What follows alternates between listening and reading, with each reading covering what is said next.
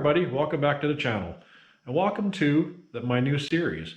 The new series is going to be called Routes, Risks, and Rest Stops. We'll go over everything about the trip, everything you should be ready for. So stay tuned and we'll cover the next adventure. Hi everybody, welcome back to the channel. Welcome to another episode of Routes, Risks, and Rest Stops. So this episode we're going to go over the BC and Alberta Epic Tour the ADV way. And with that I started in my neck of the woods over here, right around Trail BC. And we're going to head out towards the Ponderay Valley. And we're going to go up the Ponderay Valley, very scenic. In here there's a hydroelectric dam, so you might want to stop in here, and there's also a small campground right after it. Dirt road you go down, and you can see that in some of my other videos I've been down it. Then you're going to continue on through the Ponderay Valley, and then you're going to pick up 6 Highway north. That brings us to the junction. Then you're going to head up to Samuel Creston Pass, Kootenay Pass they now call it, and keep going. There's a very scenic area right here, right at the very top. That's where I took the opening footage from. Some picnic tables up there too as well. And we're going to keep going down. And then that's what I'm going to take, the Boundary Lake bypass. I'm going to take that. I'm going to go in. Now, this right here is the Boundary Lake, but I just wanted to make a note of you can actually go in from the top right here, but there is a small gate, so you would have to bypass that gate, and the first part of that is park. very first part of it is parkland, and once you get through you can follow, you can go down, but I just went down this other way. It just made it a whole lot easier. I don't have to deal with the gates, and you keep going down. Now this bypass road is a wicked ride. I highly recommend it. There's some steeper stuff down below here, kind of power line orientated. It's actually really cool because you end up in some farmer's field out in the middle of nowhere, and then you continue on and then back to the highway. Okay, now they're on the highway. We go through Creston, and then I had lunch there, and then we continued on. And out we go. I had got gas in Yak. Then I headed up the Yak Meadow Creek Forest Service Road. That brought me to the Canuck wreck site where I stayed my first night. So that was the end of the first day. Okay, on to the next day. Okay, let's get started on day 2. So we stayed right here. That was the Canuck wreck site. And we started to go along. And really nice scenic drive. Really enjoyed going on this route. Quite a long route. 155 kilometers total. And when you get here, you kind of wind your way up the side of a mountain. And right here's where you have the chance you can take a right, and this is where you go up to this lookout, and it's right on the border, right there. That's the Canada-US border. So nice little jaunt there, real nice ride, and I highly suggest that you go there if take the time and go off on that little detour. Anyway, we keep going, kind of zigzag down, make your way down the side of the mountain. Lots of campgrounds here too. There's lots of places to stay. Again, quite a scenic drive, and I really liked the trail. The trail was nice, older, a lot of neat area on it. And then just work your way down towards Kookanuska. And then here's something that I missed the first time I was over there, but I ended up going the year after. And it's called Plum Bob Mountain. And it's there is a little bit of technicality to it. It's a nice older lookout tower. Anyway, I highly suggest it if you have the time. It's not that far.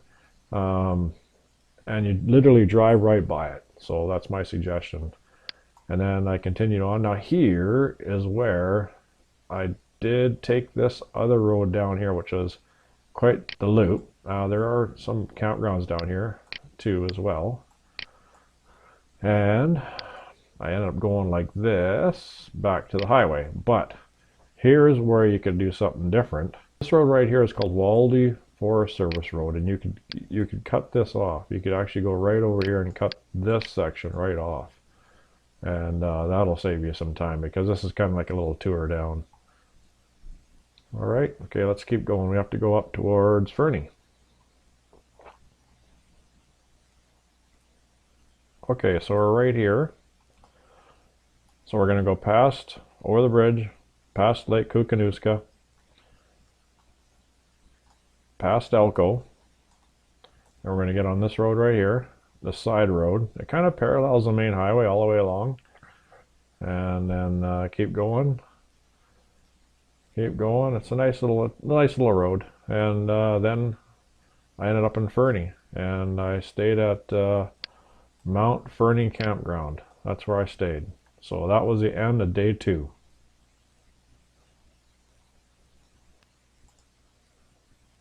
Okay, so that brings us to day 3.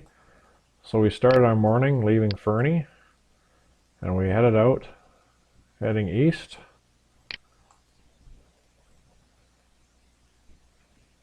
On Coal Creek Road. And we kept going. This is a nice road, nice big Forest Service style road. Now we took a right here, and we kept going.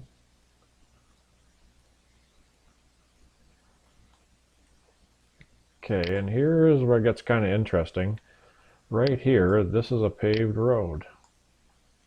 So I did, in the video, you'll see me, I went up here, I kept going, and I went up to this town called Corbin. Now what I did is I turned back around. I just wanted to go up and see where the trail went.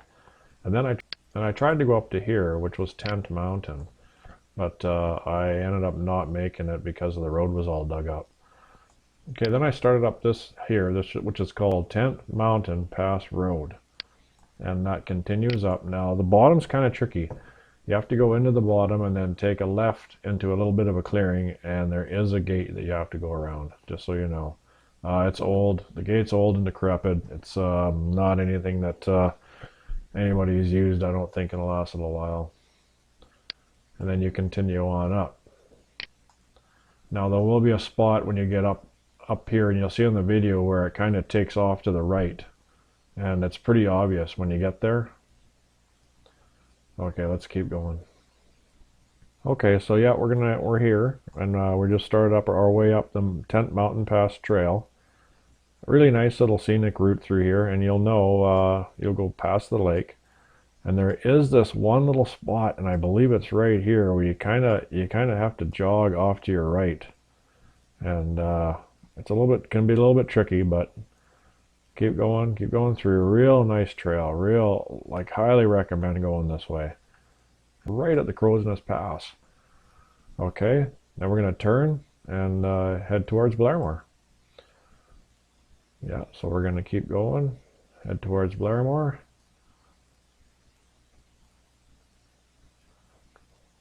And we're going to through Coleman, and at Coleman we're going to turn up and head towards Plane Crash, and that's right at the backside, the south side of town there. And you're going to go up a really nice wide gravel road. Then that's going to I think it's going to continue up, and then right around here somewhere it's going to get a little tougher. There is that one spot, if you're light enough you'll make it all the way up, but there is that one spot where I actually did fall over, and there you go, and that's the plane crash site right there.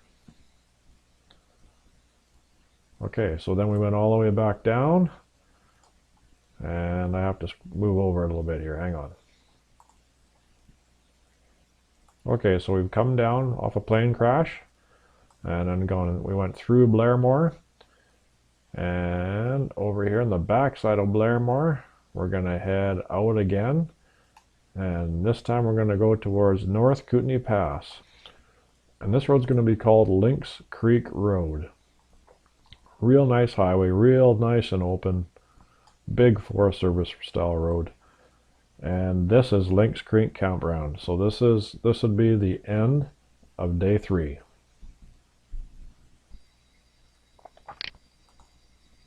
Okay, so that puts us here in the morning at the Lynx Creek Provincial Park. We leave there in the morning with an empty bike and we head our way up. Keep going on the Lynx Creek Road. Then we're going to turn on the Carbondale River Road.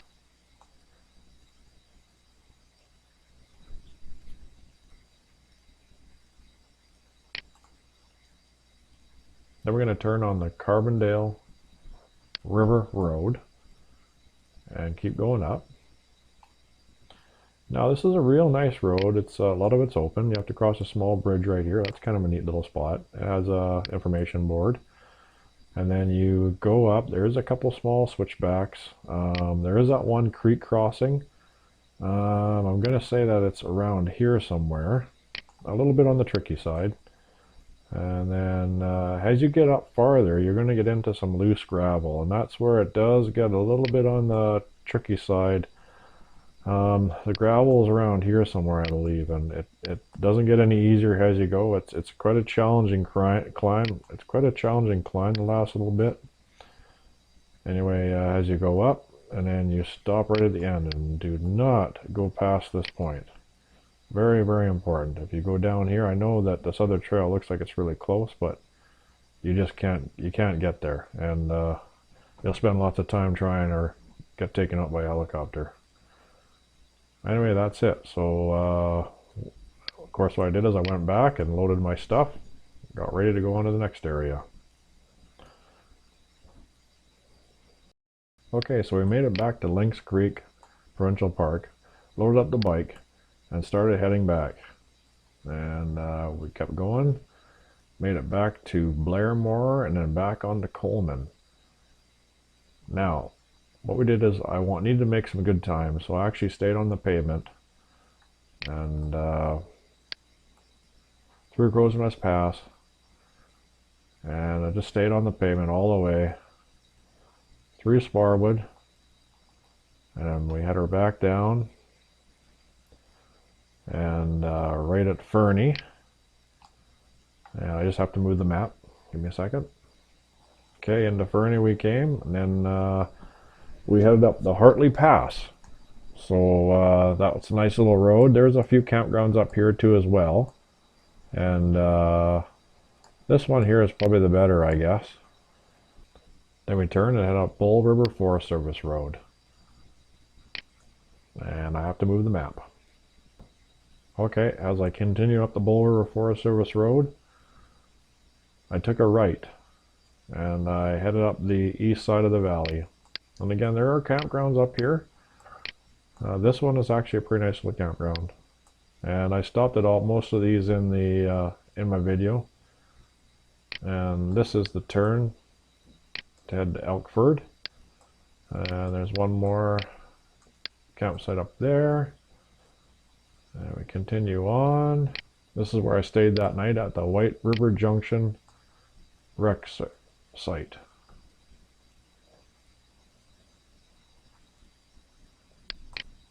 Okay, we're at White River Recreation Site, and got up in the morning and started heading it out, and just heading down the White River Road, and then past the White River Campground, past White Swan Lake, and as we kept going, and this is where we stopped at Lussier Hot Springs, which is right here. So that was a kind of a neat little area. I would say if you're driving past it, stop. I mean, geez, you're already there. What the heck, right? So then we continued on out, heading towards the highway. And then once we're on the highway, heading directly south. Okay, I need to move the map. Okay, we keep heading south towards Grand Forks, Kimberley area. And this is where we veer off and head directly towards Kimberley. Once in Kimberley, I grab some lunch, and then we'll just keep heading. And now we're going for the Great Creek Pass. And this is going to be up the St. Mary's Valley. And a few campgrounds up there too as well. Really nice ones. And this one right here, highly recommended if you can get in there. It can be quite busy, but it's just a beautiful little site. And that's right by the river. where the road crosses the river. There's a bridge there. So we keep going up, and then make sure you stop at the peak too as well. And I think that is probably quite possibly around here somewhere. And continue your way up. Then there is a campground up here too as well that I toured. And keep going, and then we're going to have to head towards the ferry because we have to catch the ferry. Okay, I have to move the map. Okay, that takes us to the Kootenay Lake Ferry. And then we took the ferry across. Then we started heading north towards Caslow, past Ainsworth Hot Springs, which is a nice little stop. And then we ended up just outside Caslow in a small little wreck site. I stayed right near the water. And that was the end of day 5. Okay, we get up in the morning and we head into Caslow, have breakfast in Caslow. Then we head up to Buchanan Lookout, and that's just outside of town. Nice little drive up, just zigzags back and forth. Pretty easy ride, but spectacular views up there. Then when I came down off that, then we headed out to Ritalac. So that's out here. And right here you take a left. And this was really a beauty ride up there. Oh boy, it was just gorgeous. Kind of made my way to the top. Quite steep near the top, but lots of alpine. And I stopped at the top. I didn't go down the other side. You can just keep going down the other side and then head out towards the cusp, but I did not. So what I did is I just turned around and came all the way down and all the way back. Then I headed up towards Meadow Mountain. And then I have to move the screen. Okay, so we're heading north towards Meadow Mountain, and there are lots of nice campsites on the way up. They're right on the water's edge, just beautiful spots. Through Cooper Creek, there's gas stations. Meadow Creek, there's a gas station. And then I head up Meadow Mountain. It's right across from the gas station is where you turn. And keep going up, and there is a cat ski operation up there, which is kind of cool. And I just kind of worked my way up to the top, and there is a cabin up here too as well, right there, and you can reserve that. That's one of those reservable cabins online, I believe. And then yeah, and then all I did is I made my way back home. It was dark, and that was a very long day, and that's it. That was a trip. So I hope you guys enjoyed this video, and please like and subscribe. And any comments at the bottom, any questions you have about the route, I can do the best I can in answering that. But this was quite a trip, and I highly recommend the whole trip. This is one of my favorite trips to date. So yeah. So everybody ride safe. Take care. Thanks for watching, folks. Click here to subscribe so you don't miss future videos. Or click here to see some of my other videos. If you've enjoyed this video, please like and share. And leave any comments or questions at the bottom of the page.